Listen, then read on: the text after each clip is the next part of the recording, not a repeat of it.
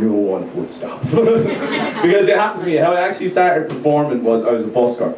And I was really terrible. And I was fucking horrendous. But it was, I remember one time, it was the thing of, like, you're looking at me now, the big thing about being a busker is you get lots of different folks that want to come and talk to you as a busker. Because, you know, you're opening yourself out to the world and you're performing. So, like, you get a lot of weird people. Now, not the kind of weird people that we love, you know. They got the big crazy hair and, like, you know, the face is all peeled back. They got a long trench coat on, nothing else on underneath it, you know. Those are the people that we know, we love. We see them come down the road going, look at the stadium, man! Love them. The kind of people that you get as a busker is, they're like under the fucking radar, crazy people, like, you know. They'll come up and they'll talk to you and they'll throw euro in and they kind of go, yeah, fair play to you, I won't be able to go up and do it myself. Good for you, young fella like yourself. And you kind of start talking to them and have a little bit of interaction. And you see it coming. The eyes just peel back. And then they just lean into you and say some shit like, I get me goldfish last week.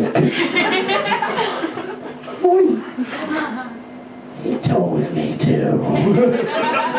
But what's worse is people robbing you. Now, as you're looking at me now, I know I'm trying to pull off this Conor McGregor look, but motherfucker, I would, like, there's, like, every single person in this bar would take me. So, you know, and like lads who used to go around and rob shit, like they'd see this straight away, they'd be walking past and they'd see me busking, and all your money is out in front of you. So they'd just go and they'd pass and have a look at me and go, well, I'm having a bit of that. And it's this thing, alright, I can't, like, I don't like them, but they had a talent, and the talent was the aerodynamic way that they used to rob you. It was fantastic. So you had the guitar case in front of you, and the lads, they'd walk past once to have a look and see if anyone's looking. And they'd walk past again if there's any guards coming down. And of course, they're having a look at me and going, I would fucking blow on this young fella and everything is going to be grand.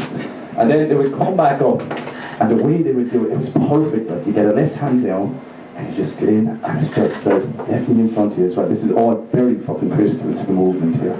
And then you would just, and you would take up all the money like that, and with your right foot you would be gone, straight up Michael Street. No one would fucking see you for dust. Now, an amazing technique, I can't argue with it, it's almost Olympic in its standard. Now one day, of course, as this was always happening to me, I was going, big scary people going to hit me in the face, my face is very soft, I don't want to get hit in my face. So, but then one day, I decided I was going to stand up. So I could see your man coming and he went that way. And then he went that way. And then he went and come back. And I could see him, he was fucking stretching, getting ready to bend down. And he was there and that was all grand. And I seen him coming, and then he just came in and he went for that.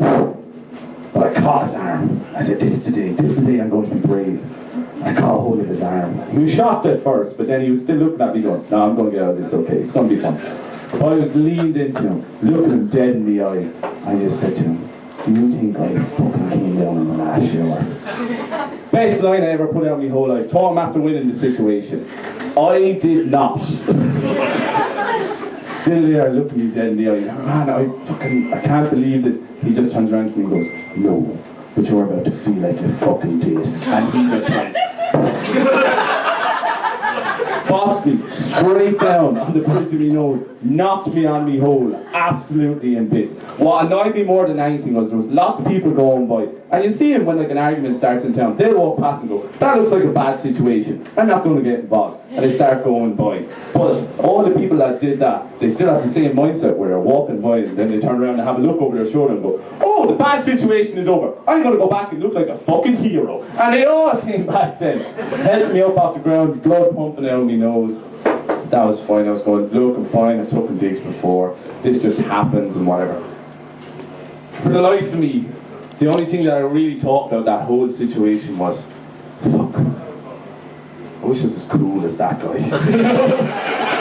But the crazy thing about them was, as Waterford is almost like a fishbowl of a place, you keep going around, you're going to meet the same people. I met him in shorts one night, and it was a couple of years after, and he recognised me and I recognised him. And he came up to me and he just said, you know, look, I was having a hard time in my life, I was taking drugs, I was getting money. I was like, drugs? You want some? I got some fucking shit here. And he was like, no, I'm cool. But that was funny. And then he was he bought me a drink, he robbed it, old habits die hard. So, you know. That was fine, and then we're having a chat about it, and I said, you know what, I'm doing a bit of stand-up comedy, and like, you know, the way this story's played out, it'll probably play fairly well into doing a bit. Would you mind if I told people about it? And he went, that's no fucking bother, boy.